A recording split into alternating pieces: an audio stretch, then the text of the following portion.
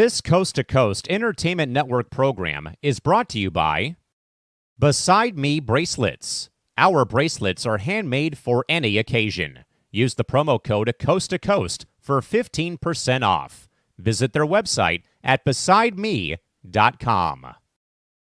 Suzanne's Paparazzi Jewelry. With 24-hour shopping available, use the code 160920 and show her some love, like she showed us. Reaper Apparel Company, a commitment to live your most authentic way every single day. Visit reaperapparelco.com for more information and a look at all of their apparel offerings. And by Good Day Embroidery, your local source for custom embroidery, screen printing, and more. Log on to gooddayembroidery.com for more information.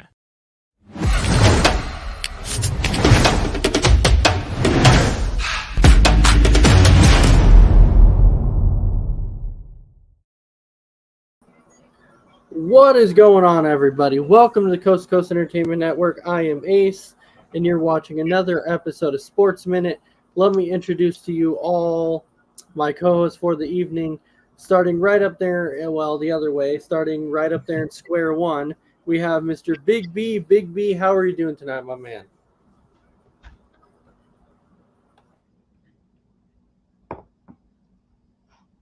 You're on mute. Yeah, Big B's on mute. He's having some technical difficulties, so we'll go back up into square one, and we'll say, Mr. Crispy Bacon, how are you doing tonight, my man? Doing good. I've been promoted, not point, but doing good. All right. How's everybody doing this evening? Fantastic. Okay. And then, of course, Mr. Big Game James. He's back with us this evening. Mr. Big Game James, how are you doing tonight, my man? I'm doing fine. It's raining here, so I've stayed in and did some other network stuff, and I'm just happy to talk some sports. There's a lot going on. It's a great time of year in March. We're almost in March Madness. I can't wait for that. Right, it is. Yes, it's a great time of year. You know, baseball starting. The basketball playoffs are basically just right around the corner. March Madness. I mean, a very exciting time of the year to be a sports fan. We actually have some very, very good topics for you tonight. So to start off with, we all saw that Josh Donaldson. Hey, Big B, how are you doing? I see you're back. How are you doing tonight? Well, if it wasn't for the internet, things here would be okay, I guess. But nah, I'm ready to talk some sports, watching some AEW. So let's go. All right. So tonight, our very first one that we talk about is Josh Donaldson. We know that Josh Donaldson has chose to retire from Major League Baseball. Once Josh Donaldson retired from Major League Baseball, it's kind of interesting because a lot of people were talking about how Josh Donaldson is a Hall of Famer. And since they were saying that Josh Donaldson is a Hall of Famer, they started talking about what team would Josh Donaldson choose to go into the Hall of Fame for. That begs the big question right there. So, Big Game James, I'm going to go ahead and start with you. Josh Donaldson retiring from MLB. First off, do you think Donaldson is a Hall of Famer? And second off, what team does he go in the Hall of Fame for if you believe he's a Hall of Famer? Well, you know me, I grade really tough. So I don't think he's a Hall of Famer. He's pissed off a lot of people, a lot of different locker rooms, a lot of different teammates and other players, fans, managers. He was an MVP just once, a 3-time All-Star, 2-time Silver Slugger Award winner. I just don't see him as a All-Star. He only hit, 279 home runs. He drove in 816 runs. Only stole 40 bases, 12 triples, 287 RBI or doubles, 1,310 hits. Runs scored is 816. He did play 13 seasons, 4 with Toronto, 4 with Oakland, and then he bounced around a lot. I just don't see him as a Hall of Famer. And if we're in fantasy land, it would probably be with the Blue Jays because during that time, he was an MVP there, and he had big numbers: 123 runs driven in, 122 runs scored himself. He had 41 home runs that year. That was probably the only big year he actually really had when you look at the stats. The home runs are there, but not the RBIs or hits. So I just don't see him as a Hall of Famer. But if somehow in some way we're in a horrible land of getting everybody in who doesn't deserve it, he'd be a Toronto Blue Jay. All right, so James, we know that, we know you're a very tough grader. We know that. So I think everybody wants to know, what is your criteria for somebody to be in the Hall of Fame? You should be close to 500 home runs or more, and then you should be close or over 3,000 hits. That's easy for a hitter. Let's just say that. So Donaldson does not get up there. And also, I think you have to be an MVP at least 2 or 3 times. More Silver Sluggers than just 2. More than 3 times an All-Star. You have to be like 8 or more, in my opinion. And I don't think he was ever. Maybe one time he was a AL All-Star starter, and that's just not enough to me. So all these things combined, I put that in, and I just don't see it for him. Okay. So we have 1 vote for you saying that if he did get in, it would be for the Blue Jays. So we'll go ahead and go for that. So Big B, we know that James's criteria, he's saying that Josh Donaldson does not qualify to be in the Hall of Fame. Now, if you had a criteria to you, do you feel like Josh Donaldson deserves to be in the Hall of Fame?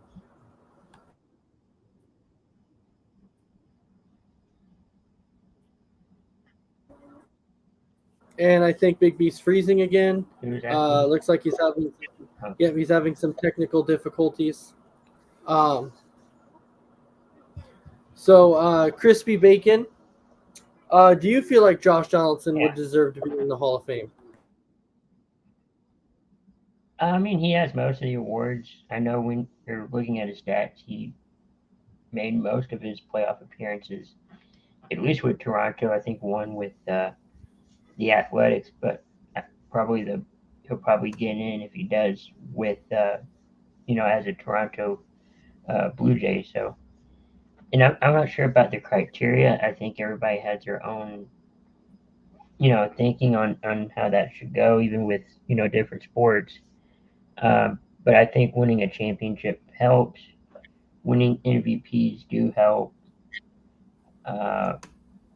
It just depends on the sport, I think.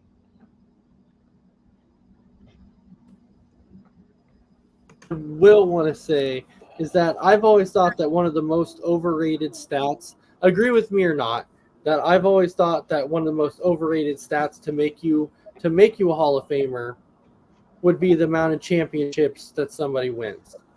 The amount of Super Bowls somebody wins, the amount of World Series somebody wins, the amount of Stanley Cups that somebody wins. Or the NBA championship. Yeah, but I truly feel like that's one of the more overrated stats, and the reason is because it takes a team to win a championship. Like it's not just one guy. So winning championships, that to me is not a criteria to whether or not you belong in the Hall of Fame.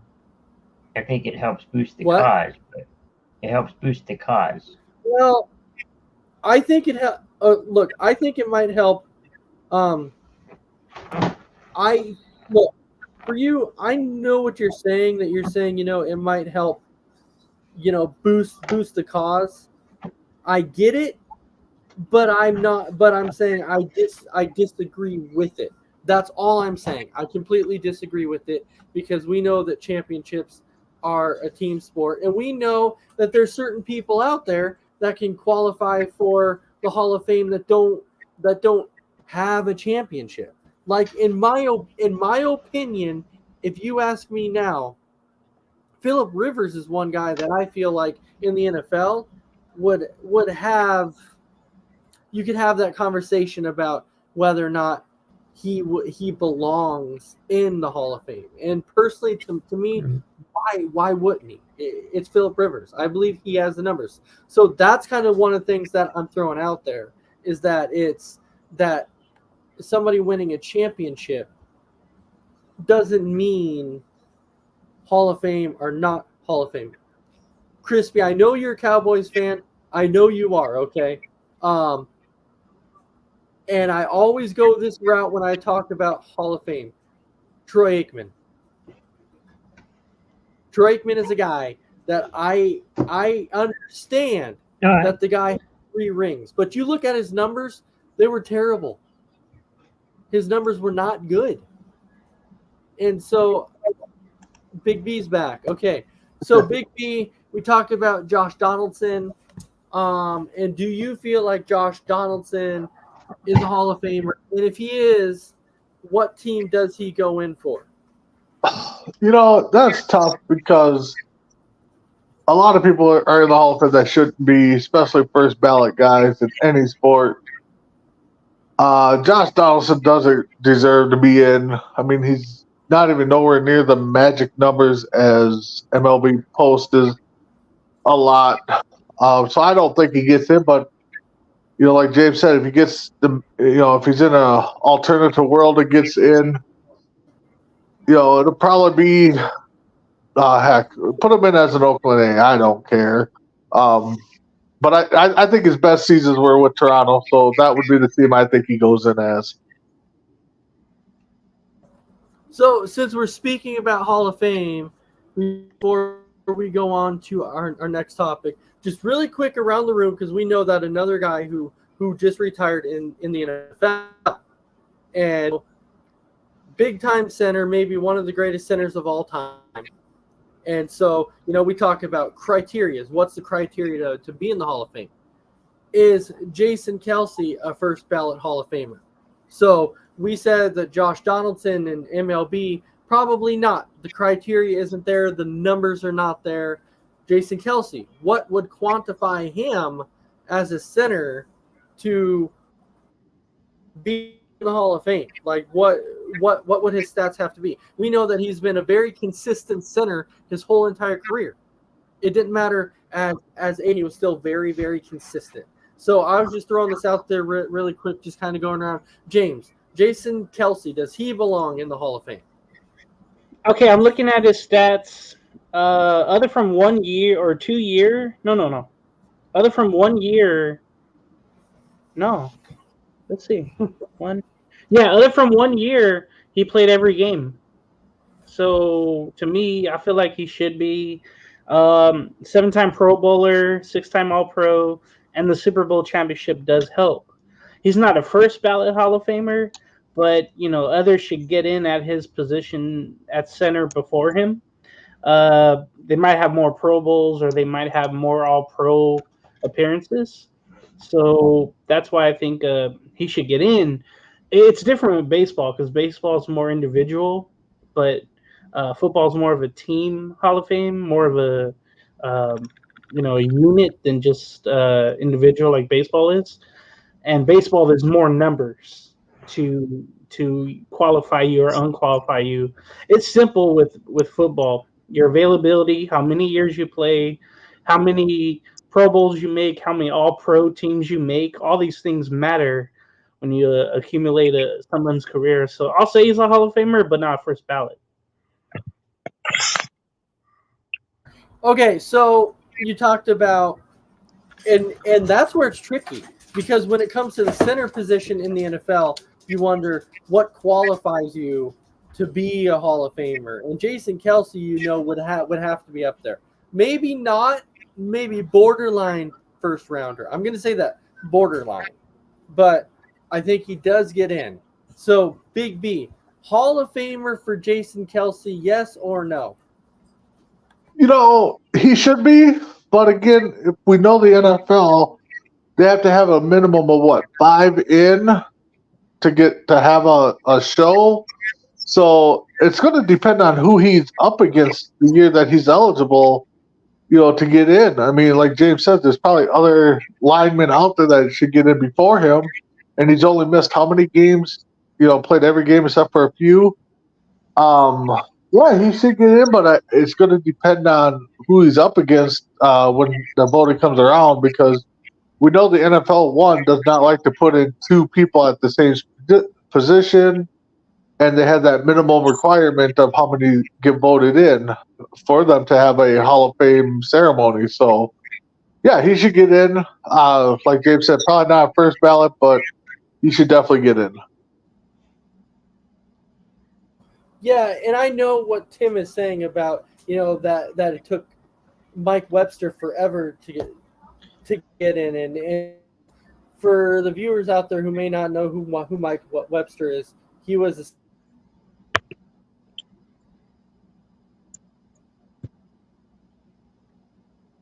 I think Ace is. I think he froze. all right.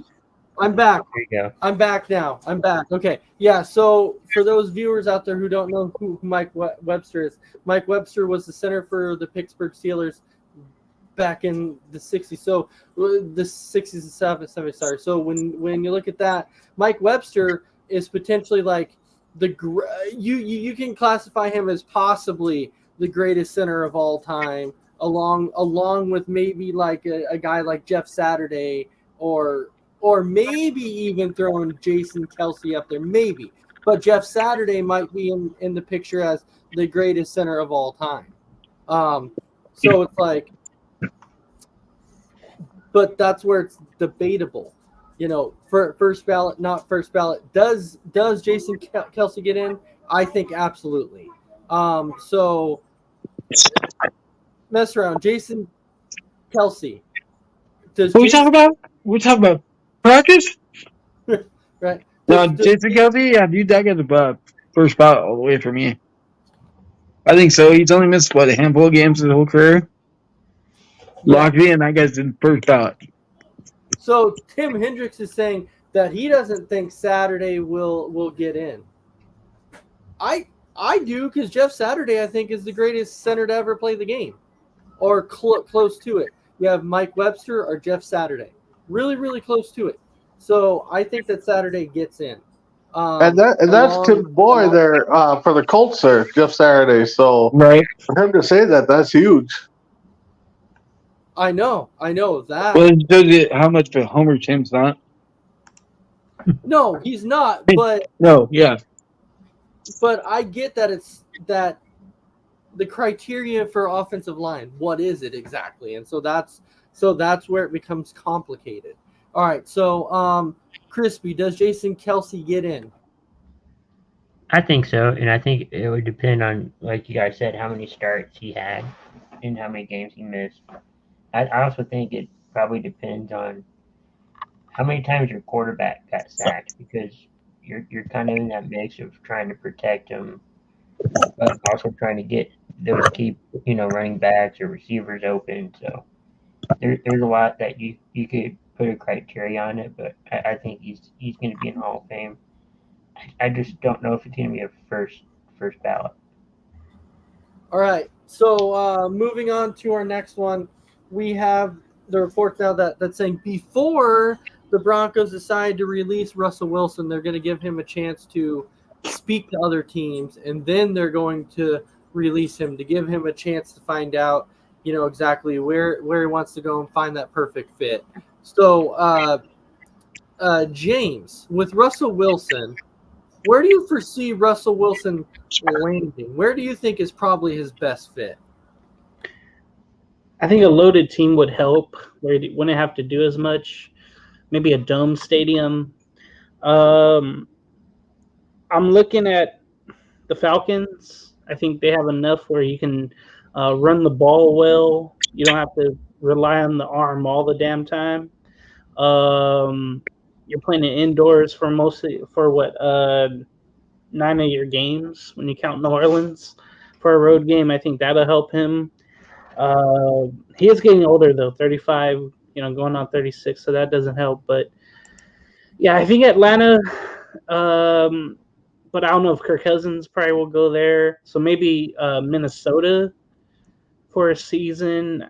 Not the Raiders, I don't think. And then Big B loves hearing that. I feel Kenny Pickett is going to be the quarterback for Minnesota going forward. So for Pittsburgh. So I feel like the Steelers don't have interest in him. I hope the Raiders don't. So I think it's either Atlanta or Minnesota for me. Ooh, now Minnesota was one that I haven't really heard thrown around out there a lot. An interesting name that was thrown out there, though, that I was like, no way, I didn't buy it at all, is when some people were saying that it would not shock them if you saw Wilson go back to Seattle. And I was like, no, I don't see that happening. I don't see that happening anytime soon. Hey, throw the Giants in there as well. Oh, the Giants. Okay, yeah. So yeah, if they move on from Daniel Jones. Yeah. So the Giants. So the Giants. Yeah, absolutely. Could Washington be in play for Russell Depends who Wilson? they draft. Right. So I'm looking at that saying, could Washington be it? Maybe, maybe not. All right. So Big B, where does Russell Wilson go? Oh man, there's a lot of talk with not just Wilson, but a couple other quarterbacks, and man, I don't know. I mean, I could see him going back to Seattle. I mean, Denver has to pay his $35 million, so you can get him on the cheap end. Yes, Minnesota has been talked about bringing him in, but it sounds like they would only go for 1 year, where he probably wants 2 or 3 to prove himself. So that would put Minnesota out of it. Atlanta, I think has their eyes set on Kirk Cousins. There's been reports that he's already down there looking at places and stuff like that near his in-laws and stuff. But yeah, I'm with James. I mean, I think it has to be a dome stadium. Maybe possibly back to Seattle, but there's not that many teams looking for a quarterback. Coming off a horrendous year like he did, so it would have to be the right fit for the team that has a young quarterback. Tim put out there Pittsburgh to give Pickett a chance. Maybe Tennessee, maybe up in Indy, to give AR a chance to learn a little bit, maybe a little competition. But I'm really hoping not Minnesota. I really hope Minnesota goes a couple different directions than bringing in Russell Wilson. All right. Well, Russell Wilson, we know, is going to be a Chicago Bear by the time free agency ends. All right. Mess around. Where does Russell Wilson go? Chicago. He goes to land of the NFLPA retirees. No, he's gonna get a job somewhere. He'll probably go. I'm gonna say Pittsburgh. I like Pittsburgh for him. They got some nice, like maybe one good receiver. But they get more. I don't know. But I like Pittsburgh because he's got a chance to go to the playoffs. Tomlin never loses. I mean, it's been 500 his whole career. Might as well. Shit. Okay. That's fair enough. Crispy, where does Russell Wilson go? I got 2 options. One is a starter and one is a backup. First, the starter, maybe New England. They need another quarterback. They got a new coach. You need that veteran leadership in there. You got first-time head coach who was a player, for New England. I think it will help, build New England back up. And then maybe Detroit as a backup quarterback. They did your former quarterback, the Big B Bridgewater. He retired. Yeah, but they got a good young quarterback there that they're waiting for. So Doesn't hurt to add more though. Yeah. So those are my 2 spots. I don't, with that Detroit one, sometime within that incoherent response Bummer from listening. If he's gonna be better than Lance on the team. I award you no points, and may God have mercy on your soul. Like, I don't like that Detroit thing. There's no way Russell Wilson going anywhere to be a backup. That's not happening. However, if Russell Wilson goes to New England, then Chris, you need to go out and buy a lottery ticket tomorrow. If that dude goes to New England, you need to buy a lottery ticket because Free agent starts next week. It does. Monday. It does, and I'm very, very excited for it. Technically Saturday, but officially Monday. Officially Monday, right? Officially Monday. All right. So our next topic, we have Caitlin Clark's achievements, because we know that what she has achieved in college, my God, she just dominated. She dominated in college.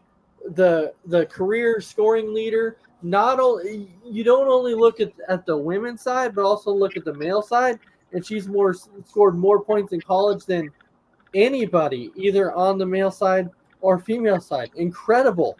So, Big Game James, what do you think about Caitlin Clark's achievements, and also knowing that she has signed one of the richest sponsorship deals ever already with Panini? Panini is what she signed with. So, James, what's your thoughts on Caitlin Clark's achievements? I was looking up her, records, achievements, and it's funny because I didn't really know her until last season. They weren't as good as a team, I don't think. But every year she has like an All-American award, even in her freshman year, and then just went up from there. The accolades, the admiration, it's all up there. It's really cool. And quickly to the INL deal. It's a new age superstar of college sports, and it just transcends gender. So that's really great too, because not only her, but then you see other athletes making thousands or millions of dollars based on those deals, NIL deals. It's great to see. And then I think another thing too that is not pushed aside, but is amazing to me, is how much people are willing to spend for one of her games on the road or at home. It's ridiculous. It's great for everyone involved, other from the wallets of people, phones or whatever. But Callum McClurg had a great story on that last week. I think it was Wednesday, showing like, hey, a ticket's like $430. Starting at, or the highest ticket is that for her last home game at Iowa, like that. That's just amazing to me. The lines outside the door, you only see that for men's college basketball. Whenever Duke plays North Carolina, always people waiting the night before for tickets to be first in line. And you saw that with Caitlin Clark and the Hawkeyes. So it's great to see. So she's transcended the sport on and off the court with the Panini deal. That can single-handedly bring back, trading cards, and add a fan base you wouldn't think would be there, which would be women collecting trading cards. You would never think that, but guess what? There's going to be little women growing up, little girls growing up wanting to be her, wanting to have that holographic, Caitlin Clark card. It's pretty cool to see. So with the records and accolades, I think the first one comes to mind being the all-time leading scorer, men or women, in college basketball. The mark of 54 years set by her now is over, from Pistol Pete, I mean. And to think about this, Pistol Pete didn't have a three-point line, and he still put up the number I thought would never be broken. And then the fact that she's going to do it, in 4 years, It's amazing, and it's not even her senior year because of the COVID year. So, It is her senior year. oh, okay. I thought it was a junior year because No. she had an option to go. I heard either stay at Iowa or go to the fever of the WNBA. But I'm just amazed at that because it I thought that Pistol Pete Maravich record would never be broken. Uh, and she did it, and she did it her way. It's like this, everybody's trying to be Stephen Curry in all sports now, and she did it. Another thing is she's the only player in women's basketball history in college to lead a conference in scoring and assists for 4 consecutive seasons. Think about that. 4 consecutive seasons scoring and assisting the most out of anyone. That's really, really, I think, rare in the men's game as well. I think maybe Magic Johnson probably did that a couple times, maybe Westbrook, but that's elite class when you come to those stats. I really, really like seeing that. And then there's other ones. She's the sixth player to ever amass 1,000 career assists. First Division One player to record 3,600 points plus 1,000 assists plus 850 plus rebounds in a career. I mean, literally, she's done it all for her and her team. So it's amazing to see Caitlin Clark do what she's done, and I can't wait to see her next year. Unless the Fever screw it up somehow, I cannot wait to see her with the Fever in Indiana. So the thing that might come as a surprise to people too is even though how good she is in college, if you actually look at like pretty much the WNBA contract that she's probably going to get, would it surprise people if with her contract she could potentially make less than $80,000 a year as being that star that she is in college, as potentially being one of the greatest, like the greatest college basketball players of all time, and she's going into the WNBA and might make $80,000 or less. That is crazy to me.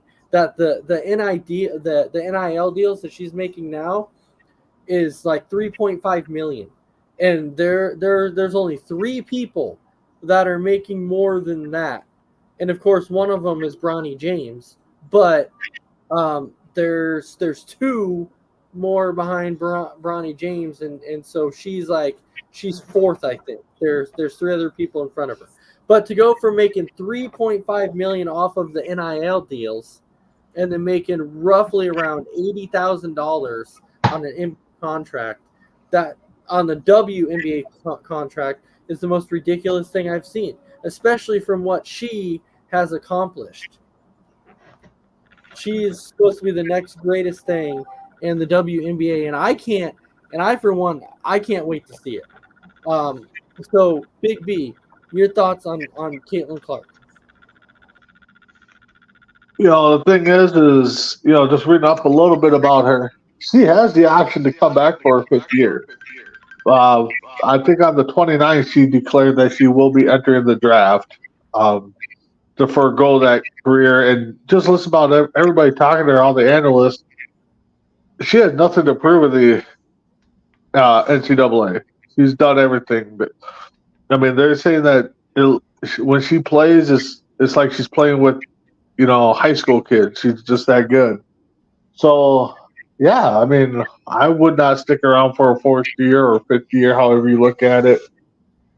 She's going to get paid. She's going to get paid by Nike, it looks like, Topps, State Farm, so she's definitely going to go number 1, whoever gets that this upcoming year for the WNBA. So,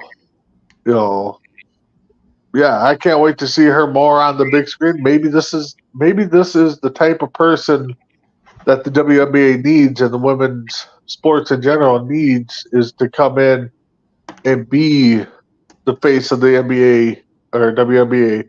Kind of like the story we've been hearing about Jordan. Everybody was kind of counting Jordan out except for Nike. Nike went in and got him and kind of turned their face, their company around. This might be something that the WNBA needs. They need her to come in and dominate like she did in college. So, good luck to her. Good luck to the WNBA, and hopefully it all works out and we see the women's sport still grow. And I Well, think it will. Go ahead.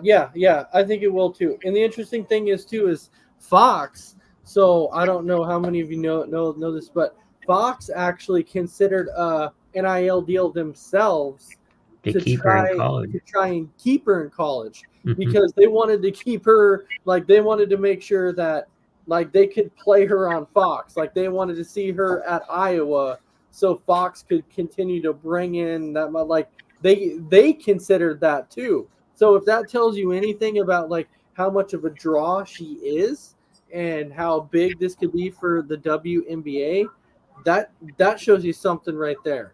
Because a lot of TV stations are not going to say, "Oh, we're going to throw out this NIL deal just so this person will consider coming back to Iowa." That means a lot, especially on the women's side of sports. That's why it's so big. And Caitlin Clark is that person right there. I think if she had the scoring record in her sights and not already having it, I think she'd reconsider playing the senior or the fifth year or whatever. But she's got pretty much every record locked up that she can have probably in Iowa and the NCAA. So again, she doesn't have nothing to play for besides winning championships for the team. Now, let's get that out of the way. But I mean, we know it's a team sport, but the pros are calling.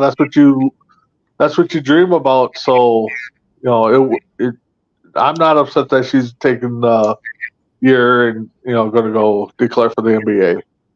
Well, just think about some of the big names that are in the WNBA now that people overlook. You have Brianna Stewart, you have Candace Parker, you have Diana Taurasi, and now you're gonna have Caitlin Clark. So you have big names out there, and so it's like, how do these names not attract viewership? Which is crazy to me. So, Crispy Bacon, I know you were going to say something to it. No, I mean, it's places that don't have like women's basketball or the WNBA, they're now looking at maybe expanding just because of this surge in popularity. Maybe it won't be right away, but I think down the road it will be. So it's going to be interesting. All right, so thank you, everybody. Unless there was something else that anybody wanted to say, if there was something that anybody wanted to add, you can go ahead and throw it in. If not, we're going to go ahead and move on. I don't think Iowa has the NCAA title. No, she lost in the semi or in the round before it last year. And I did hear that the WNBA is looking to expand next year, the year after. I think they're adding a team next year already. Yes, they want to expand more. Yep. Oh yeah, they want to get up there, and I think this is going to be a big stepping stone for them. I know this year at the WNBA draft, they've actually already expanded. Like they were putting it in a bigger place to where it's going to hold like 9,000 people or something like that. So yeah, but I think they're going to play. I think that team's going to play next year. Yeah. What's up? San Francisco has that expansion team. Yes, that's right. Yes. Yeah, it's going to be under the Golden State Warriors ownership, right? Yeah. Yes. Yeah. And that'll be big for the WNBA. It will be. And I think they want to go into Canada with one team, I think, too. Yeah. So. They're starting to make stride in that. All right. So going on to our next topic, we have, and this was kind of an interesting one because you have guys like Blake Snell who have not signed a contract yet, guys like that who are coming out and saying, you know what, this is hard to just sit back and watch your potential teammates out there playing when we're sitting at home. And I'm looking at this going, okay, whose fault is this? Is this the team's fault because they don't want to offer the money and these guys are thinking that they know what they're worth? Or is this indeed the player's fault? Because they're sitting there, they're complaining, going, well, we have to sit back and watch because we're not signed to a team yet. So, James, when you look at this, who's more to blame? Is this the team or is this indeed the players? It's not the team's fault. They're being smarter with their money. So I really like that point, because there's been years, of course, with my team, the Angels, where they just spent without looking at the big picture. They've continued to do that. So, and it hasn't worked out, of course. That's why I'm miserable whenever MLB comes up. So the team isn't as fault. They're tremendous at their thinking. It's the agent's fault for either wanting more money or wanting their player to go to a specific team. And then the player goes, you know what, I don't want to go there. Then there's an example with Blake Snell. And I know he was in Tampa Bay, but it's not like the New York market, the Philadelphia market. It's not like the Boston market. Mac and cheese. And then he played in San Diego, and that was, it's a little, it's a loose, area. It's not a big market. Let's just say. I know there was offers out there for Snell, but I just don't believe he wants to be on the East Coast or in a big market. So I think it's preference for a player and the agent just trying to get whatever they can for him so he can have his yacht or he can have his expensive car payment paid off. It's just that. So it's the agent fault for being too greedy and wanting a player just to go there for the most cash. It's the player's fault in a way too, because we've seen offers that make sense. We saw Matt Chapman lose over $100 million because he waited too long and the Blue Jays just moved on, right? So I think sometimes it's the player's fault because they figure they could get something bigger down the road or something.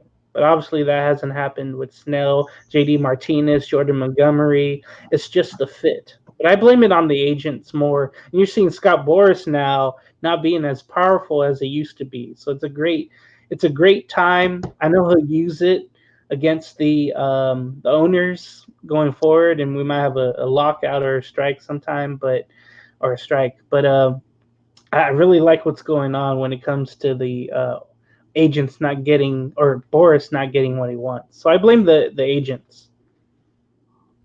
Oh, so you don't really blame so in a way you don't really blame the players. No, I do in a way. I think blame goes through everyone, but mostly from the agent just being too greedy, and then the player for preference. I don't blame them for being comfortable. That's the one thing. I don't blame them for saying, I don't want to play there. I know they're offering more, but I just don't want to play there. But then they get hurt because they don't get as much money. So the example is Matt Chapman. He had to settle with the San Francisco Giants instead of going back to Toronto for more money. He waited. The market just ended for him. And I think, too, what helps the players, though, is that the season is too long because no one's rushing to get into spring training. We have Blake Snell, who's the most casual, player that I've ever known. He loves video games. He doesn't necessarily love baseball. So he's fine with wherever he goes as long as it's comfortable with him. So I blame everybody, but mostly the agents. How Blake Snell is not signed to a contract yet is because he's overrated. It's freaking crazy. All right. So Big B, you heard that James is saying agents and some players. For you, whose fault is this? Well, we've seen it in the past where certain agents don't give their players the whole details on certain contracts or hide them because they don't want them to go to back to certain teams, aka Freddie Freeman. You know, I think it's a three-way, split here. You got the teams, that yes, are to blame because they don't want to spend the money, so they are kind of playing the nonchalant, we're going to wait game. It's the agents because they want to try to get their players the best deal, so they're turning down anything they don't feel is right. And it's the players for not getting on the you know agent's case and be like, dude, give me a contract. I don't care where it's at. Let's go. Let's get this done. And stuff like that. So I think it's a three-way split there. Because I can't believe that. Okay, yes, we know Oakland's issues, but I can't believe Oakland wouldn't want to sign some of these players. The Twins, there's some good pitchers out there. I wish the Twins would sign, for whatever deal. I mean, I just, to me, it's just it's all around, split on whose fault it is. But I think the big one is, I think James is right. I think the agents are just want the top dollars for their players, which again, I don't blame them because that's what they're there for. But again, I think next in line would be the players at fault because, if I'm a player, it's like, dude, get me signed. Let's go. I don't care if it's in Oakland. I don't care if it's in Tampa. Just, let me get out on the field because I want to play ball.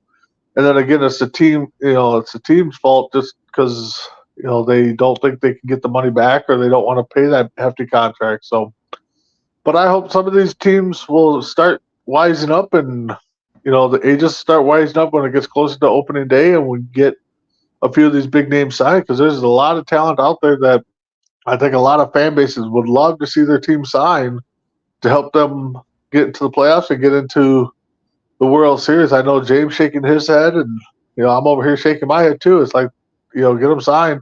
And I know there's another colleague of ours that he hopes his A's would go out and sign people, but who knows? So, but yeah, I think I think everybody's at fault.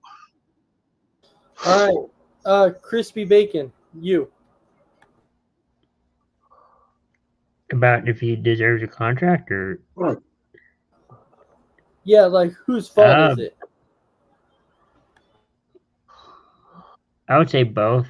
I mean, he should be out there showing why he deserves to have a contract or why he should be on a MLB roster.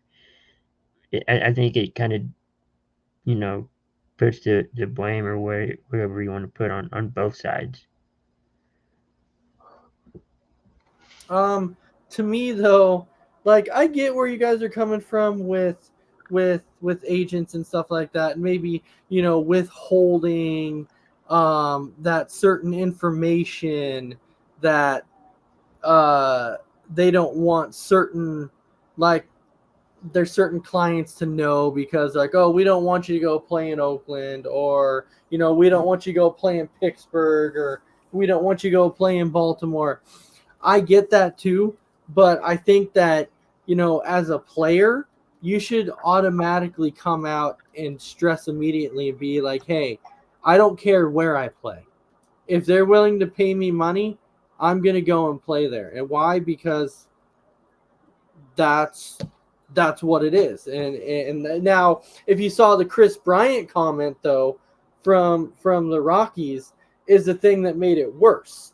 Because after he signed that big deal, and he's been hurt a lot.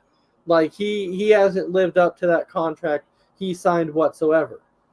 But when they asked him about it, he's like, well, you're right. I probably should have looked into more of the prospect sides of Colorado to make sure that I went to the right places. Like, all right, but you can't say that, man. Like, once you sign that contract, like, you should be happy with what you got, and just move on and do out your contract like you're supposed to. Play it out, and you'll be fine. But to me, some of this is on the players. It really is, because you need to specify and say, hey, I'm willing to play anywhere. And I feel now that no matter what sport it is, I feel like you're still not getting that enough. Because right now, Players are chasing championships. Yeah. Championships are money. That's what they're chasing. They go, I'm gonna go. Whoever pays me the most money is where I'm going. Who's got the best lineup? Who has the super team? Whoever has a super team is where I want to go. If they don't have a super team, I don't want to go. Okay? Why? If that team's willing to pay you, why not? Why not? So, Well, yeah.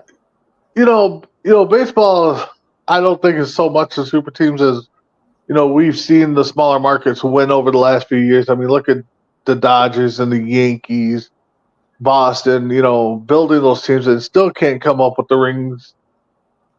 So if I'm a player, like I said, and H, you said too, I'm going anywhere. I could be that missing piece, aka the Braves. Okay, let's get another glove in there to, play in the infield, or get another starting pitcher that could help us.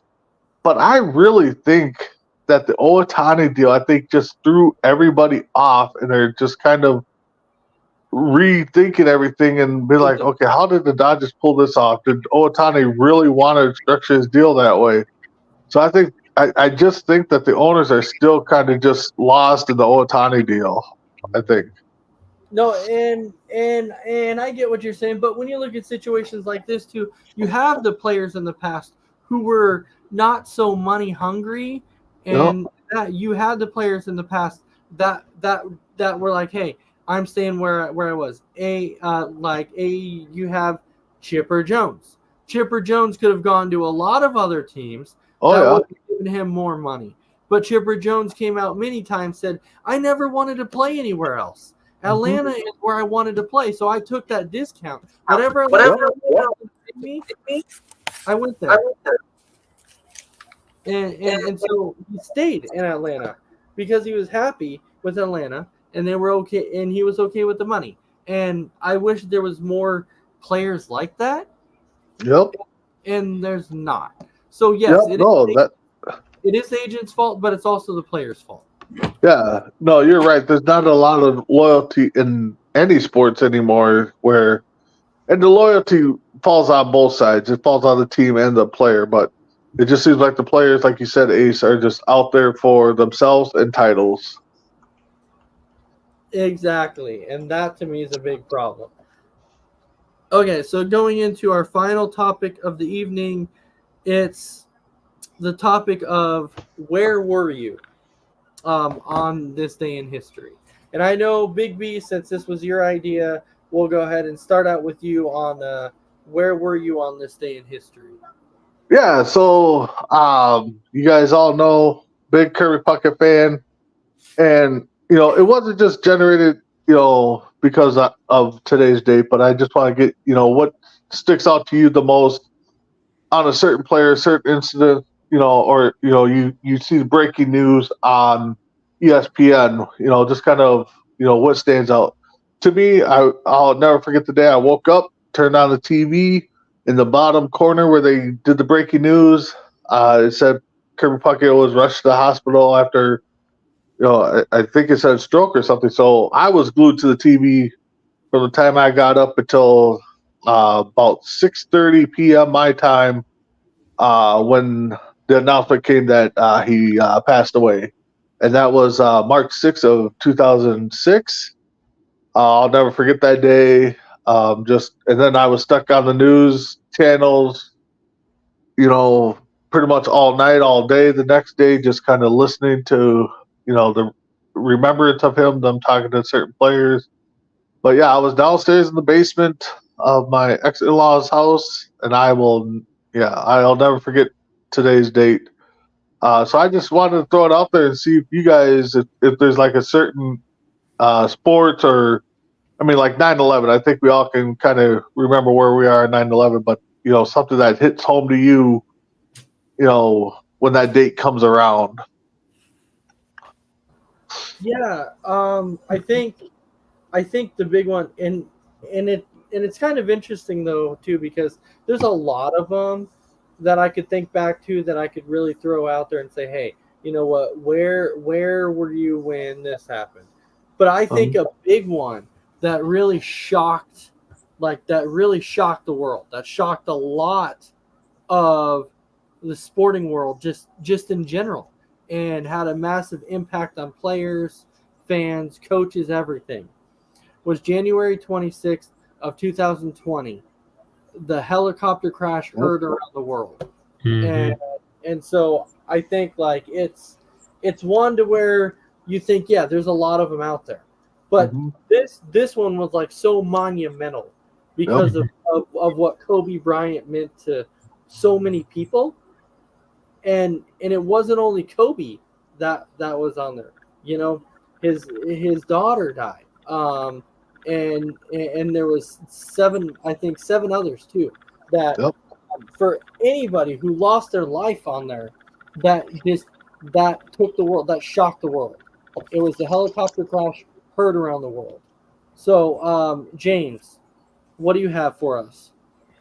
One note on the Kirby Puckett passing. I don't remember it the day of, but I do remember a day later or a night later, the Timberwolves had a home game. Yep. And KG wrote, KP 34 on his shoes, and I was trying to figure out what the hell that was. And then I think I found out, I read a paper or something the next day that Kirby Puckett passed away. And when you're a pillar of a city, that really, really hurts a city. And it leads to the same thing as Ace. That day, I'll remember, I still remember it vividly, not knowing for 2 hours what happened. Because I had my phone charging. I was mowing my girlfriend's lawn at the time. And it was 10:30 or something like that, 10 o'clock. And I checked my phone 2 hours later, and I got the most notifications, messages, calls I've ever had in my life. And everybody knew how big of a Kobe fan I was, and before a Laker fan. And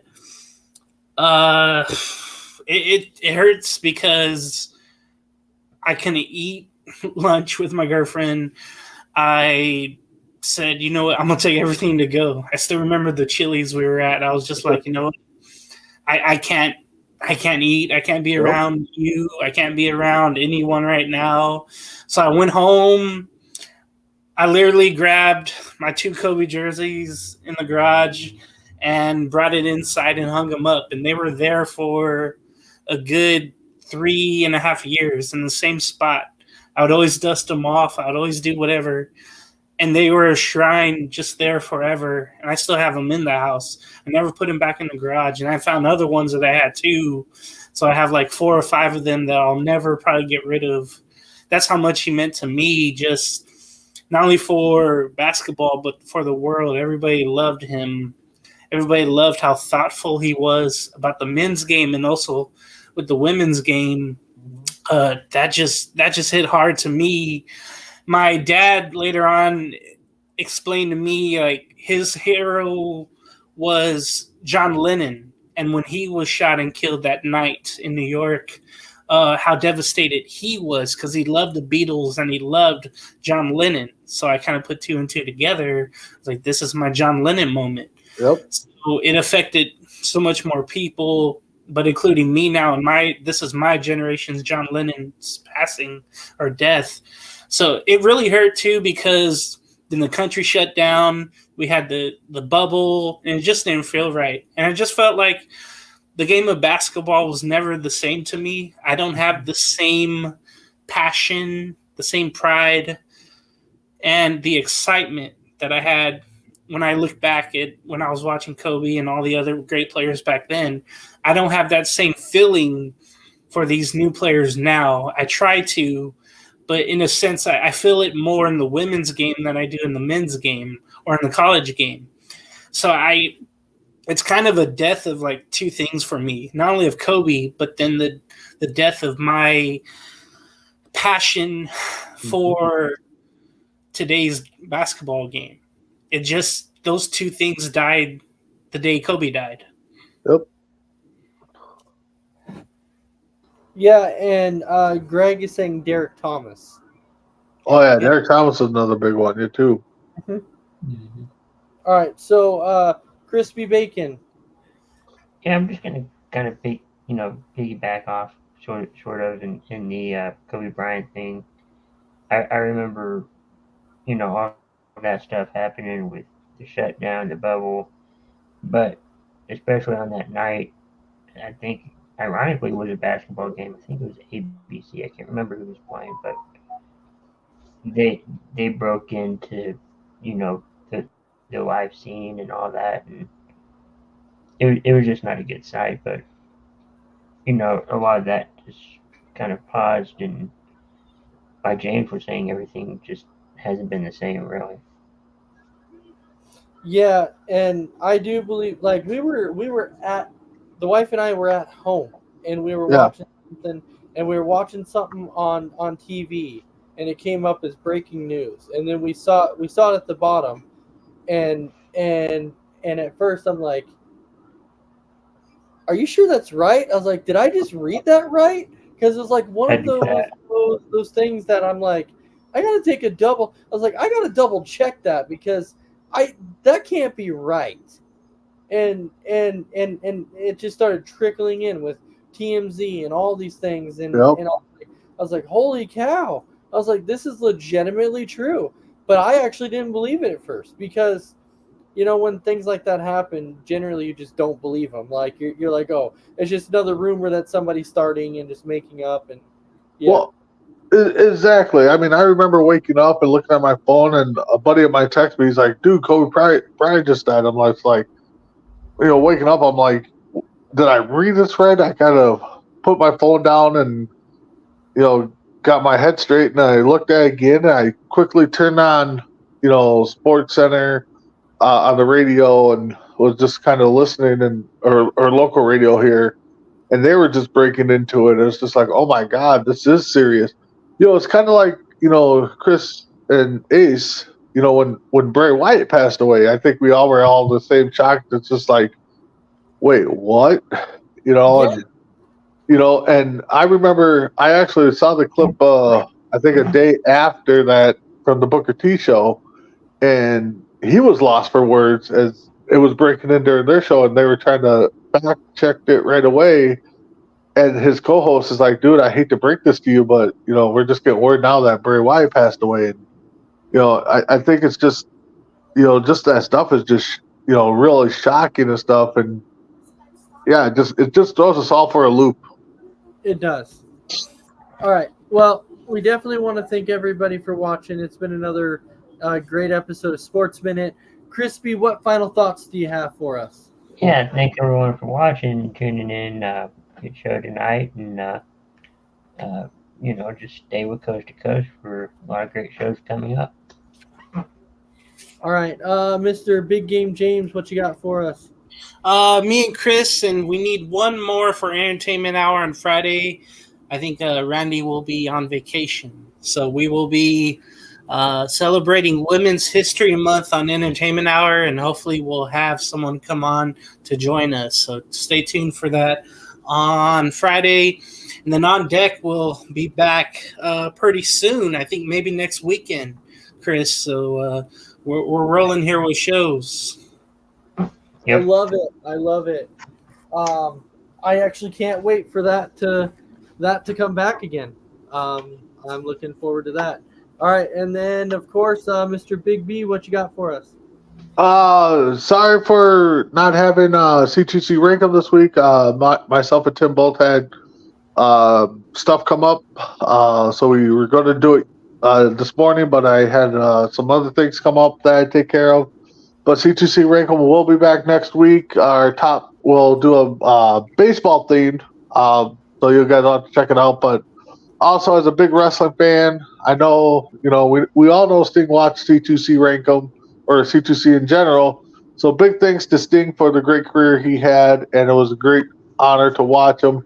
And I tell you what, if his kids don't get into the ring, I mean, I don't know what they're doing, but man, to see his two boys standing right next to him, it just threw me back in a time machine because his boys look just like him. So They did, yeah.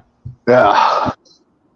All right. Well, we want to thank everybody for watching, and of course, you can catch us next week for another episode of Sports Minute. With that, everyone have a fantastic night, and we will talk to you soon.